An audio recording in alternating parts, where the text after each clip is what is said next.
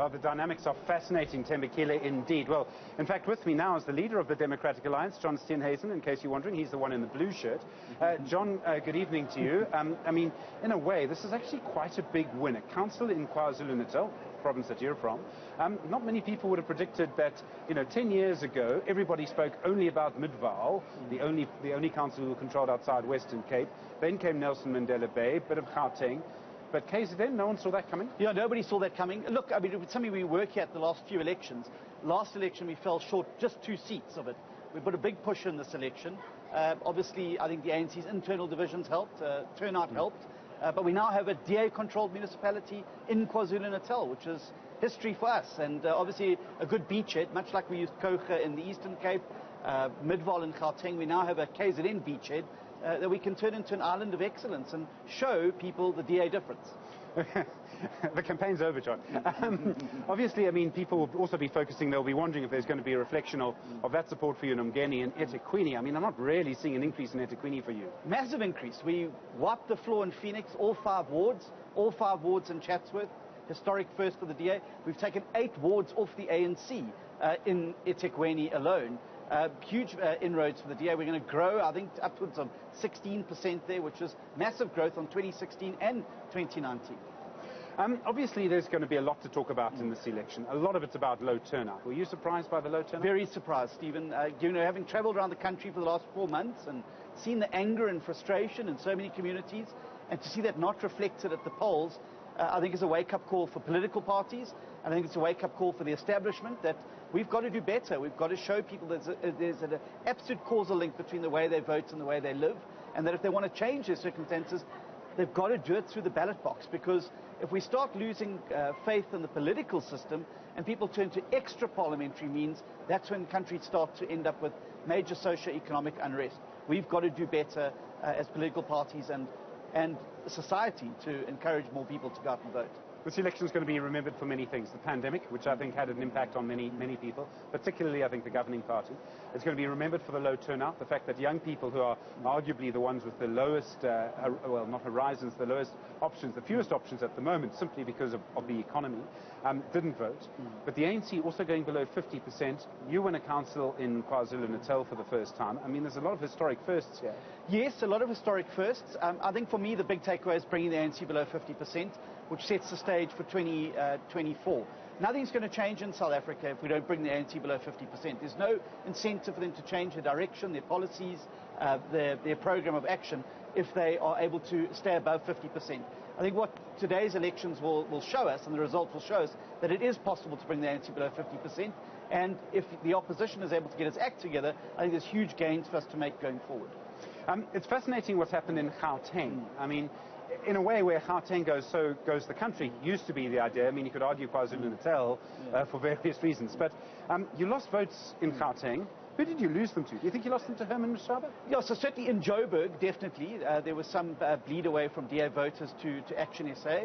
Also some to the Freedom Front as well. And some of the other smaller parties, the Patriotic Alliance and all those parties, all nibbling away at the bigger party support base.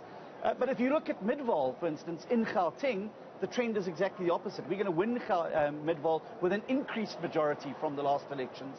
And obviously shows that where you're able to govern and govern well, it is rewarded by voters. Joburg, I think that the DA's tenure in government there particularly was not covered in a lot of glory, and it ended in a very unfortunate way. And I think that a lot of voters are still upset about that. So we're going to have to introspect about Joburg particularly. But luckily it's not reflected in Gauteng. If you look at Mogale City, where we've made significant gains, you look at Merafong, you look at Mfuleni, the DA's made gains here, particularly in the ANC's urban and peri-urban wards. So it's not a general trend across Gauteng, it's Joburg specific, and we're obviously going to have to look very carefully there and look at how we can pull up our socks. I mean, I hear what you say about Merafong, and the ANC's had so many problems in places like Mfuleni that, I mean, it would be amazing if nobody gained. But it's also Tshwane and Ekurhuleni, and you lost significant shares of the vote there. Well, Tshwane is still looking relatively good, and I think there's a lot of numbers that still have to come in, and I think we will emerge as the biggest party in Tshwane still. Obviously, I don't think we're going to reach the 2016 level, but again, then with the dynamics that have changed around the other parties falling out the picture as well, I think that it is still going to be possible for us to form a government in Tshwane, and we're watching that very, very closely. So I think there's still a lot to play for in the next day or two.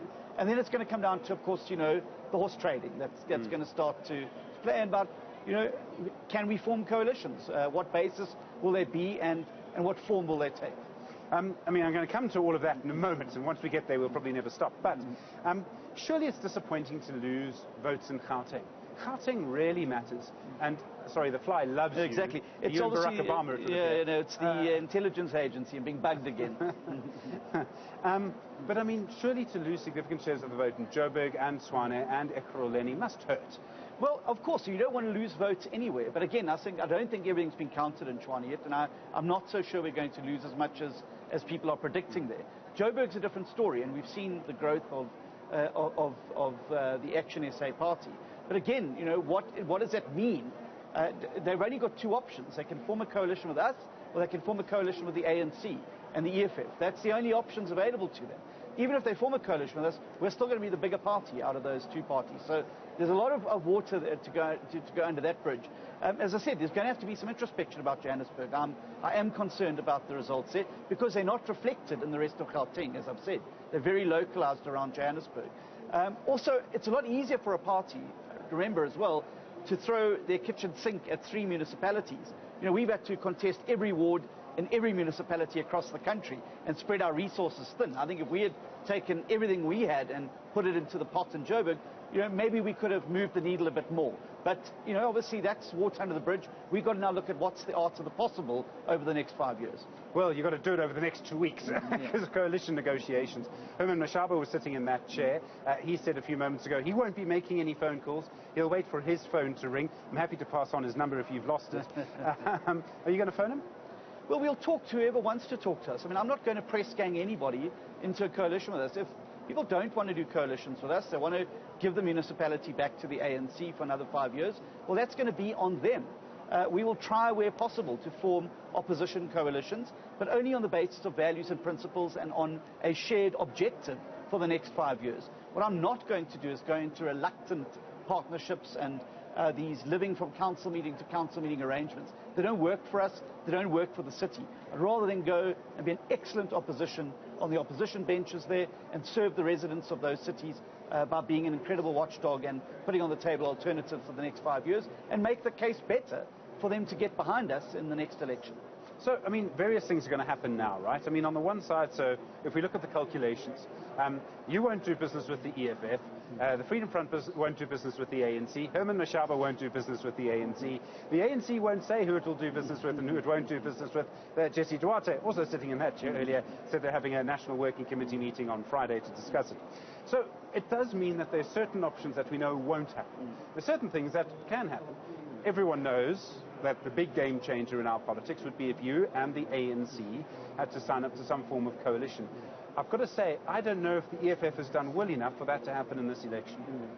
Well, what you already say, us signing up with the ANC? Yes. Well, I think that would be very, very difficult to do. And I've said very clearly, our goal is to bring the ANC below 50% at a national and provincial level, because that's the only way we're going to change the trajectory of South Africa. They've got no incentive to change their policies or their direction if they're not brought below 50%. What I don't want to do is become an MDC that then gives credibility to ZANU-PF by going into some partnership with them and ends up extending the life of the predator organization. So that's why I would much prefer to form opposition coalitions with like-minded opposition parties so we can work together towards that goal of bringing the ANC below 50% nationally and provincially. Then it's all bets open, because factions, splinters, different groupings can come together at the Rational Centre to form a new majority in South Africa. The green shoots of which I think we saw very clearly in the vote on the Public Protector in Parliament, where you had a faction of the ANC siding with the DA and smaller parties versus another faction of the ANC siding with the EFF and other smaller parties, and being able to hold the centre there. That's where I think the future lies in South African politics. One of the other stories you haven't discussed much in this election day and this vote counting day is the Freedom Front Plus. Now, they're growing. And they're taking votes from you. They're clearly taking votes from you. Yes, of course they're taking votes, but what you're not seeing is the fact that we're taking votes off the ANC as well. So what we may be losing in those areas, we're gaining in others. Our votes in large numbers of the ANC's peri-urban and urban areas among black South Africans has doubled and quadrupled, and that'll be reflected in the final results when it comes out, the DA's growth amongst black voters in this election. So it is offset, which is why we were able to hold our own. And it's also, we've taken seats back from the Freedom Front. JB Marks, Potchefstroom municipality, we won that ward back. We've won wards off the Freedom Front in other provinces around the country. So this is a party that's back in the game in a big way after being written off by many analysts and many talking heads saying that the DA was going to get 16 to 19%. The DA wasn't going to be the second biggest party in the country anymore. I think the board there tells us the story. It's the DA and the ANC. The next highest party that comes even close to us is the EFF, and they're half our size. So we're still the major player in opposition politics in South Africa, and I think we're going to exit this election with a lot of momentum that people didn't think that we would have on our side. So for you, an ideal scenario, never mind who your coalition partners are, 2 weeks' time, you've got mayors in Tshwane, Joburg, Ekurhuleni, Nelson Mandela Bay. Do you think any of that's possible? I think it is all possible. But it's got to be done on the basis of carefully considering what the benefit is for the people of those particular municipalities. Not coalitions for coalition's sake, but coalitions that are going to achieve something concrete over the 5-year period, and coalitions that are stable, where people are locked in to those coalitions. They're not coming to council meetings and, at a whim, walking away from a budget they were part of drafting. I want solid, stable coalitions where we're able to keep the council's momentum and its objectives moving over the 5-year period, not the stop-start staccato that hasn't served Tshwane well, it hasn't served other cities well. I want stability in those metros so we can start to build a platform of growth. John, when you look now at these results, 2024, what do you think is going to happen? ANC below 50% and game on. And I think that once we're into that territory, parties that are sitting with 25 to 30% of the vote are going to be big players in the South African political realignment. That's where I've always wanted to position the DA, to stand ready to be a part of that new majority that's going to form when this liberation movement eventually crashes. And once they go below 50%, there's no going back. One looks at what happened to Kenneth Kaunda's party in the Zambian elections. So the once mighty liberation movement, it's getting less than 2% of the vote. I think there's lots of opportunity that lie ahead. These elections are the first portent that things can be shaken up, and I'm looking forward to it. Congress Party in India lost and won in the 1970s. John Steenhuisen, leader of the Democratic Alliance, thanks very much indeed for